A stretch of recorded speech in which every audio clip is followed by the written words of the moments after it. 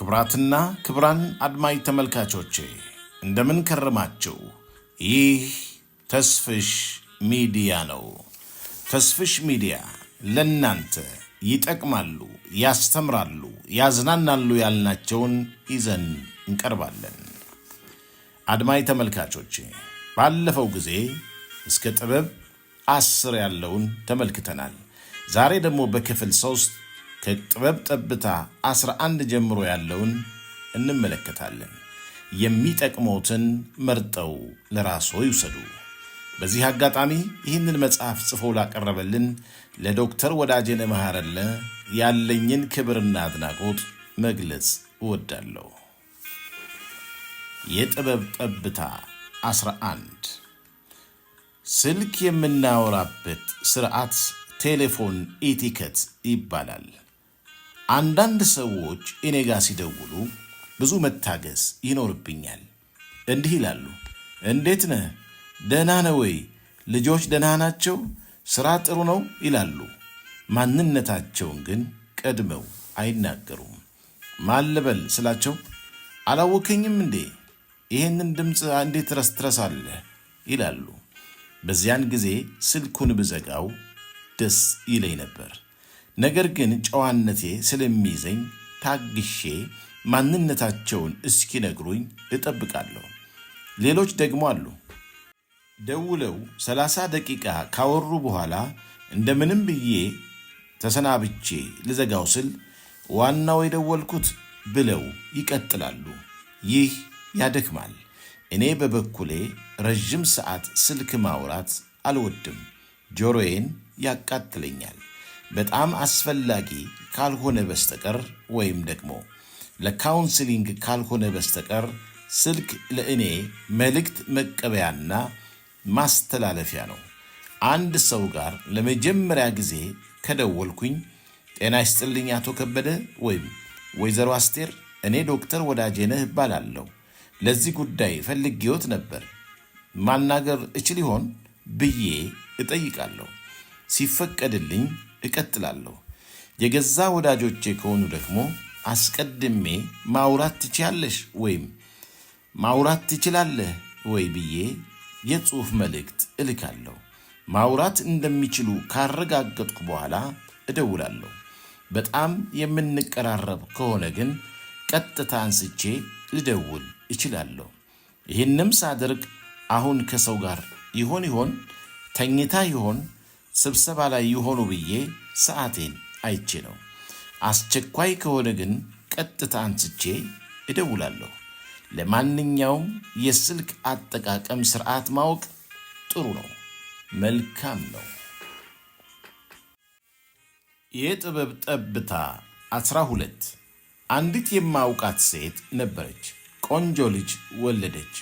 በእርግዝናዋ ወቅት ያቺ እህቴ ብዙ ክብደት ጨምራ ነበር። ከአራስ ቤት ከወጣች በኋላ አንድ ቀን ቦሌ አካባቢ ራይድ ስትጠብቅ አንድ የሚያውቃት ሰው ይመጣል። ሲያያት እጁን በአፉ ላይ ጭኖ ዙሪያዋን እየዞረ እውነት አንቺ ነሽ ይላታል። አሁንም በመገረም እያያት በስመ አብ ምንድነው ያከልሽው እያለ ያያታል። እሷ በቀልድ መልክ ልታስቆመው ብትሞክረው እርሱ ግን ማቆም አልቻለም። ይህ ወንድማችን ምን ያህል እየጎዳት እንደሆነ አልገባውም። ለሰዎች አካላዊ ሁኔታ አስተያየት ስንሰጥ በጣም መጠንቀቅ ያለብን ይመስለኛል። ውይ በጣም ወፍረሻል አይባልም። አቤት እንዴት ጠቁርሃል፣ ከስተሃል፣ ተጎሳቁልሃል አይባልም። ጋሼ፣ እትዬ በጣም አረጀህ፣ በጣም አረጀሽ አይባልም። ሰዎቹ ስቀው ሊያልፉ ይችላሉ። ነገር ግን ብዙዎች በውስጣቸው ቅር ይላቸዋል። የምንሰጠው አስተያየት፣ የምናወጣቸው ቃላት ያንን ሰው የሚያንጹ የሚያጽናኑ መሆን አለባቸው። በውሸት አንሸነግልም። ነገር ግን ጥሩውን ነገር መርጠን ከፍ የሚያደርጋቸውን ነገር መናገር አለብን።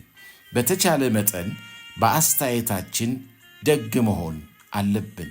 ለተቃራኒ ጾታ አስተያየት ስንሰጥ ደግሞ ሌላ ነገር እንዳይመስልብን መጠንቀቅ ይኖርብናል። ቃላትን መምረጥ አለብን። ሰዎችን እናድንቅ። ይህ ያጽናናቸዋል፣ ደስ ያሰኛቸዋል። የጥበብ ጠብታ 13 ዶክተር ጌታቸው ተድላ የሚባል ወዳጅ አለኝ። ትልቅ ምሁር ነው። ከ100 በላይ ሀገሮች በሥራ ዞሯል። እንደ ተባበሩት መንግሥታት አይነት ድርጅቶች ውስጥ ለብዙ ዓመታት ሰርቷል። አልፎ አልፎ አብረን ምሳ ለመብላት ደግሞም የልባችንን ለመጫወት እንገናኛለን። የሚያስገርመኝ ታዲያ በተገናኘን ቁጥር ቀድሞ የሚደርሰው እሱ ነው። እኔ ለመቅደም አስቤበት እንኳን ቀድሜ ደርሼ አላውቅም። ቀጠሯችን 6 ሰዓት ከሆነ እርሱ 5 ሰዓት ተኩል ወይም 5 ሰዓት ከ45 እዛ ተገኝቷል። እኔ ባላረፍድም መቅደም ግን ሆኖልኝ አያውቅም። በቀጠሮ ቦታ ቀድሞ መገኘት የሚሰጠው በራስ መተማመን አለ። ቀድሞ የደረሰ ሰው አካባቢውን ይገዛዋል። የሚያወራውን ነገር፣ የሚያነሳቸውን ሐሳቦች ያሰላስላል፣ ያዘጋጃል። ዘግይቶ የመጣ ሰው ግን ለመዘግየቱ ይቅርታ ሲጠይቅ፣ ለምን እንደዘገየ ሲያስረዳ፣ ሮጦም ደርሶ ከሆነ ትንፋሹ ሲቆራረጥ በራስ መተማመኑ ይወርዳል። ቀድሞ መገኘት ሁልጊዜ ደስተኛ ያደርጋል። ግን እኮ የመንገዱ መጨናነቅ እንድንዘገይ ያደርገናል። የመኪናው ትራፊክ በጣም የተጨናነቀ ነው። ደግሞም የተቆፈሩ መንገዶች አሉ። ይሄ ሁሉ እውነት ነው። ነገር ግን ቀድመን ካሰብንበት ስንት ሰዓት እንደሚፈጅ ገምተን ከወጣን በሰዓቱ መድረስ እንችላለን። ይህም ጭንቀትን ያስወግዳል። የቀጠሮን ቦታ ዘና ብለን እንድንደርስ ይህ ባህላችን ሊሆን ይገባል። ስም አውጥተንለት የሀበሻ ቀጠሮ ብለን ከለመደብን ቀስ በቀስ በሰዎች ፊት ያለንን ክብርና ሞገስ ልናጣው እንችላለን። ስለዚህም የቀጠሮ ሰዓትን ማክበርን፣ ከተቻለም ቀድሞ መገኘትን እንልመድ። የጥበብ ጠብታ 14 ወደ ተለያዩ ሆቴሎችና ምግብ ቤቶች ስንሄድ እንግዳ መቀበያው ጋር ያሉ የሆቴሉ ሠራተኞችና አስተናጋጆች ደረታቸው ላይ ስማቸው ተጽፎ እናያለን። እኔ የማደርገው እንደዚህ ነው። ለምሳሌ የእንግዳ መቀበያው ጋር የምታስተናግደው ሴት ደረቷ ላይ ስሟ ተጽፎ ሶስና የሚል ካየው እንደምን አደርሽ ሶስና ወይም ሰላም ሶስና ብዬ እጀምራለሁ። አንዳንዴ ደንገጥ ይላሉ፣ ስሜን እንዴት አውቀው ብለው። ሌላ ጊዜ ደግሞ ፊታቸው በደስታ ይፈካል። ሁሉም ሰው በስሙ መጠራትን ይወዳል። ስማ እከሌ፣ ማነህ መባልን አይወድም።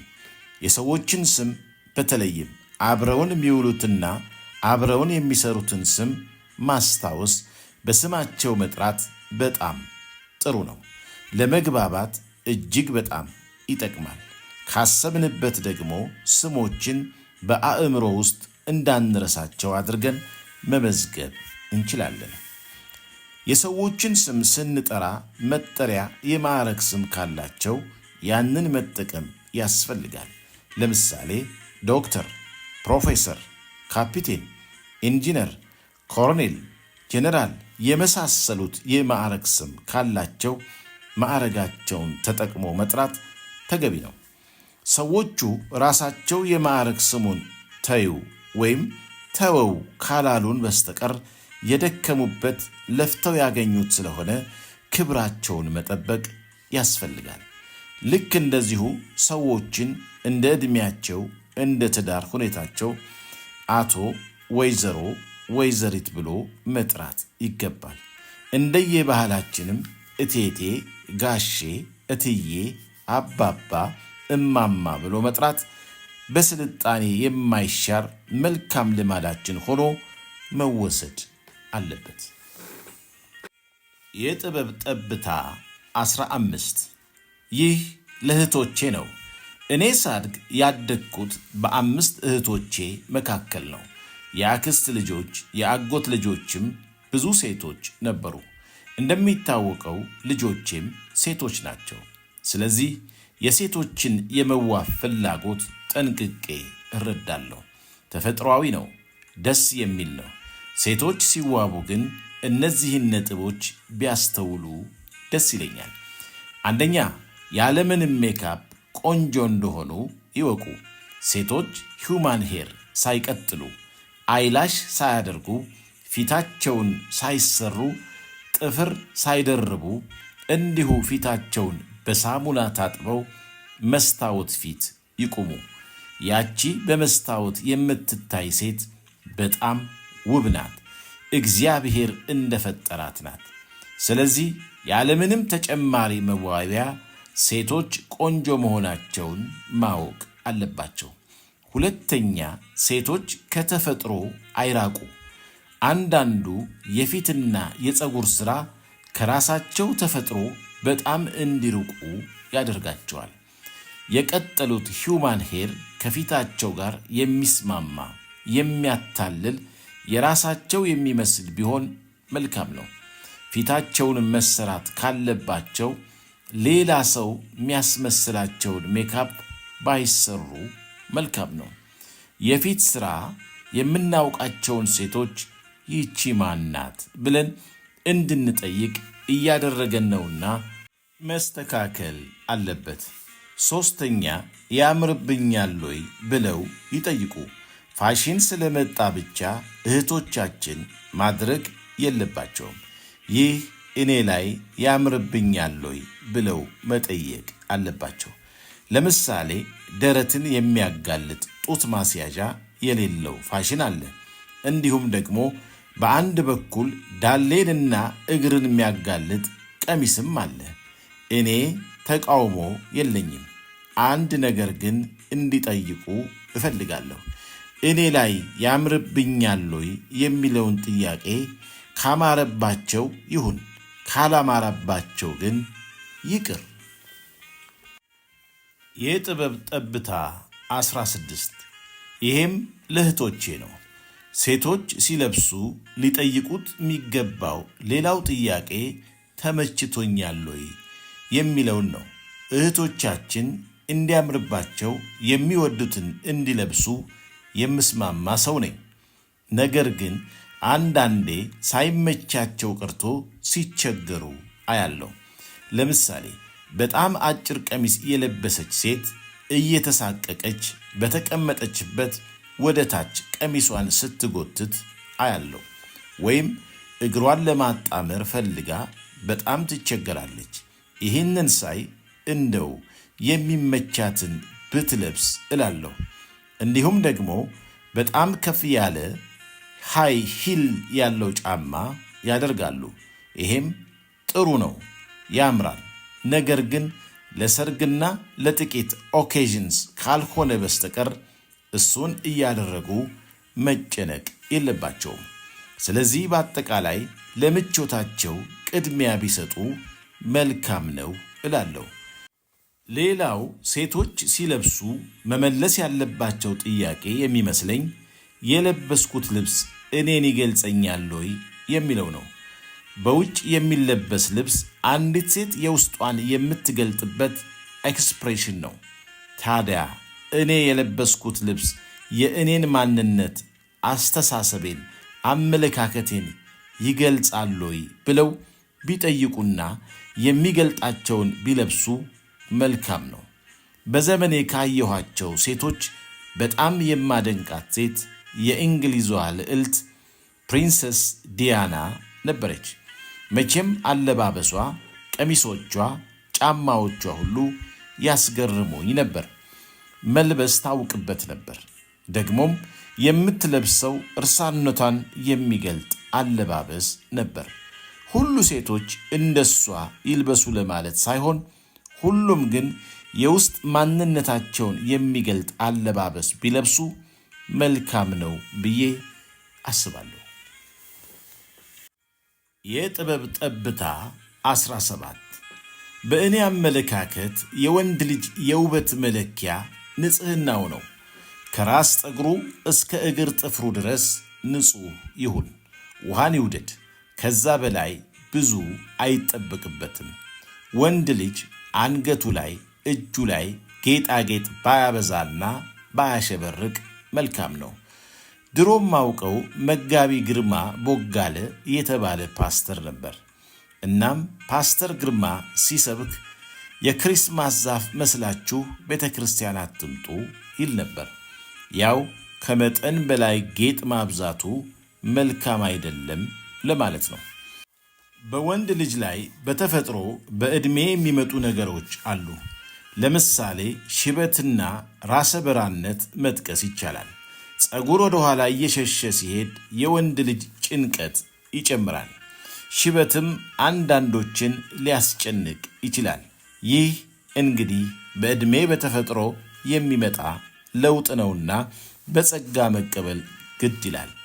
እውነት ለመናገር ሽበትም ራስ በራነትም የወንድ ልጅን ውበት ይጨምራሉ እንጂ አይቀንሱም። ሌላው ወንዶች ላይ ብዙ ጊዜ የማየው እና ከተቻለ ትንሽ ቀነስ ቢደረግ የምለው ደግሞ የሆድ ስብ ወይም ቦርጭ ነው። አንዳንድ ወንዶች ብዙ አያሳስባቸው፣ እንደውም ክረባት ለማስቀመጥ ጥሩ ነው ይላሉ። የምቾት እና የሀብት መለኪያ አድርገው የሚቆጥሩም አሉ። እኔ ግን አልስማማም። አንድ ጊዜ ከመጣ ለማጥፋት አስቸጋሪ ቢሆንም በተቻለ መጠን ትንሽ ቀነስ ማድረጉ መልካም ነው ብዬ አስባለሁ። የጥበብ ጠብታ 18 ከብዙ ዓመታት በፊት በሕክምና ዶክተርነት ተመርቄ ለ1 ዓመት ቢሸፍቱ ሞደርን ክሊኒክ የተባለ ክሊኒክ ውስጥ ከሠራው በኋላ አዲስ አበባ 5 ኪሎ ያለ ጉድ ሼፐር የተባለ ክሊኒክ ለሥራ አመለከትኩ። ለቃለ መጠይቅም ተጠራው። ቃለ መጠይቅም ያደረጉኝ ሴቶች ተለቅ ያሉ የከበሩ ሴቶች ነበሩ። ቃለ መጠይቁን ካደረጉኝ በኋላ እንዲህ አሉኝ። እኛ የምንፈልገው ጠና ያለ ትንሽ ሽበት ያለበት ሞላ ያለ ሰው ነበር። የሴቶች ክሊኒክ ስለሆነ ደንበኞቻችን እንዲቀበሉት ብለን ነው። አንተ በጣም ወጣት ነህ፣ 26 ዓመቴ ነበር። ነገር ግን አሉኝ አለቆቼ፣ ፐርሰንቴብል ነህ፣ ማለትም ደንበኞቻችን አይተው የሚቀበሉ አይነት ነህ አሉኝ። ስራውንም ሰጡኝ። ያን ቀን እኔ የሄድኩት ጽድት ብዬ ቆንጆ ሱፍ ከነከረባቱ አድርጌ ሽቶ ተቀብቼ አምሮብኝ ነበር። ከትምህርቴና ከፐርሰናሊቴ ጋር ተደምሮ ተቀባይነትን አገኘሁበት። እናም ወንዶች አለባበሳቸው የሚሄዱበትን ቦታ የሚመጥን ቢሆን ብዬ እመክራለሁ። ሱፍ ይልበሱ ማለቴ ግን አይደለም። ለሚሄዱበት ቦታ፣ ለተጠሩበት ቦታ የሚሆን ቦታውን የሚመጥን ልብስ ግን ይልበሱ። ከዚህ በተጨማሪ ወንድ ልጅ ያለውን ሀብት ለማሳየት የማይጥር ቢሆን ደስ ይላል። ለምሳሌ መኪናውን ወይም ሌላ ንብረቱን እዩልኝ የማይል ሾዊ ባይሆን መልካም ነው። ለወንድ ልጅ የሚያምርበት ጽድት ብሎ የሚያስከብረው ሁኔታ ዲሰንሲ መመላለስ ነው።